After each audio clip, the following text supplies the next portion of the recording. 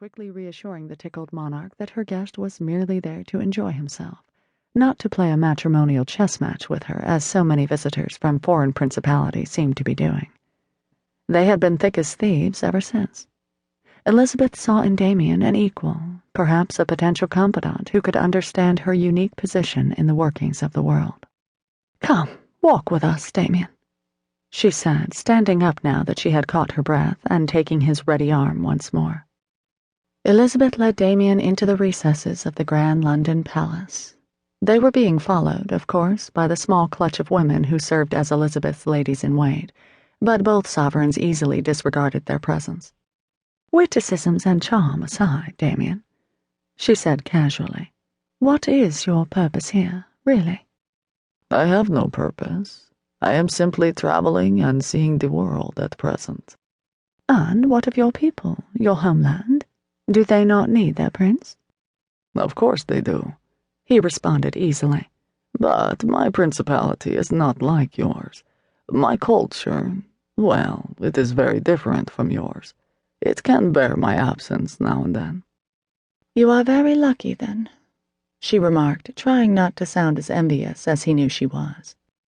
Damien looked down at the Queen from his considerable height, a small smile curling at one corner of his mouth. He did not often mingle with this culture, but sometimes he heard interesting bits of information about the doings of the world and felt compelled to investigate for himself. The young English Queen was one of a kind. Her future held a promise and potential that could very well outshine even her own expectations. It would be a shame to let her existence pass him by without getting a close-up perspective of the woman. Also, he had not been lying when he had claimed the need for amusement. Boredom could sometimes be far too easy to come by.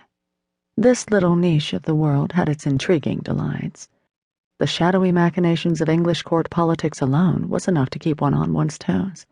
There were so many sub-layers of scheming and plotting that it was a mental exercise just to keep track of it all. Damien had always enjoyed a good intrigue, and it was always a good joke to try and determine what the outcome of it all would be. Sometimes it was an even better joke to alter the outcome himself if he could. "Well, my lady, I fear I must beg you to excuse me," he said, his dark eyes and lips both smiling with clever magnetism. Elizabeth had to admit the man was nothing short of beautiful. In the way a woman could be called handsome, he was definitely beautiful. He was tall, certainly over 6 feet if he was an inch, black-haired and an even, pale skin tone that needed no help of makeup or powders to achieve the near translucence that was so trendily desirable. He wore no grease in his beard or his mustache. Neither did he grow them long and twist them into the points that were the fashion. Instead, they were as excessively clean as his hair, which was caught back at the nape of his neck in a simple queue, tied with a soft blue ribbon that matched the blue-black sheen of the captured strands. Whatever his position in his world, he apparently was not a monarch who lazed about on his throne. His body was honed like that of a fighter quite experienced with a heavy sword. His upper body strength was not one anyone could come by naturally, and his wide shoulders could potentially hold the balance of the world.